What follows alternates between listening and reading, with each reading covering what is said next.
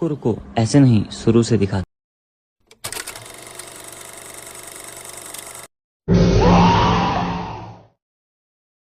अर्जुन ने पुनः महल में जाने का निर्णय लिया।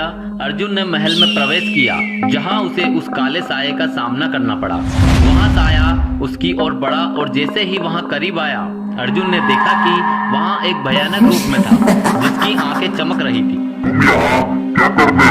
काले साये ने गहरी खौफनाक आवाज में पूछा। अर्जुन के दिल की धड़कन तेज हो गई, लेकिन उसने हिम्मत जुटाई और कहा, मैं इस गांव का रहस्य जानने आया हूँ। मुझे यहाँ के खजाने के बारे में बताया गया था। एक ठंडी हंसी हंसते हुए कहा, खजाना? यहाँ तो केवल एक छलावा है, असली खजाना तो यहाँ की स्वतंत्रता है। मैं इस गांव का पुराना जादूगर हूँ और मैंने अपनी शक्तियों से इसे बाहरी दुनिया से छुपा रखा है, लेकिन यहाँ सब एक श्राप के कारण है। इस श्राप के बारे में आप बात कर रहे हैं? काले साये ने बताया, मैंने अपने गांव वालों को सुरक्षित रखने के लिए यहाँ जादू किया था, लेकिन समय के साथ यहाँ जादू हमारे लिए बंधन बन गया। कोई भी इस गांव से बाहर नहीं जा सकता। काले साये ने फिर कहा, तुम्हें इसे तोड़ने का एक तरीका चाहिए। तुम्हें एक विशेष मंत्र बोलना होगा जो इस महल की दीवारों में छिपा है, लेकिन इसके लिए तुम्हें मेरी शक्ति को पहचानना होगा और डर को पार करना होगा। अर्जुन ने हिम्मत दिखाई और कहा, मैं यहाँ सब करूँगा, मुझे अपने गांव वालों के लिए यहाँ करना है। काले साया ने उसकी हिम्मत को देखा और उसे एक पुरानी किताब की ओर इशारा किया। इसमें वहाँ मंत्र है, उसने कहा।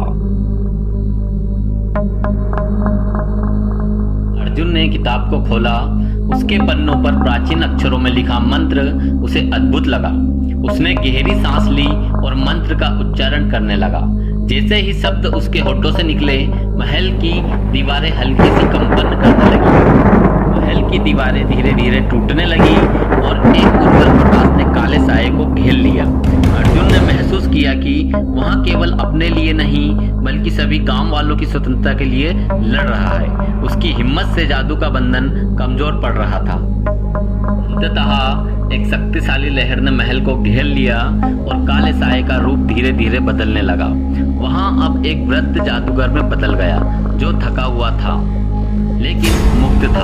तुमने मुझे इस सांप से मुक्त कर दिया, उसने कहा। अब मैं तुम्हारी मदद करूंगा।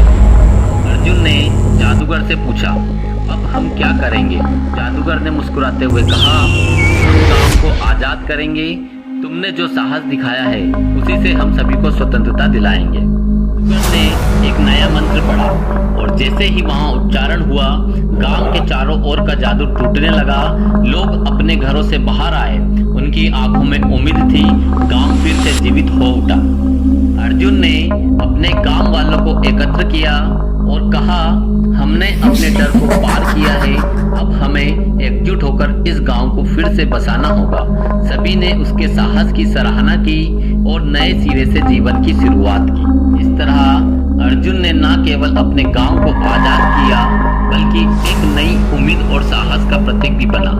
उसकी कहानी सुनकर दूर दूर तक लोग आए और उन्होंने भी अपने डर को पार किया, क्योंकि असली खजाना तो स्वतंत्रता और एकजुटता में ही था। अर्जुन ने एक अद्भुत यात्रा की और उसकी साहसिकता ने न केवल उसे बल्कि पूरे गांव को स्वतंत्रता दिलाई। अब चुप्पा गांव एक नए उजाले में चमकने लगा था, जहां हर दिन एक नई कहानी कहने को थी।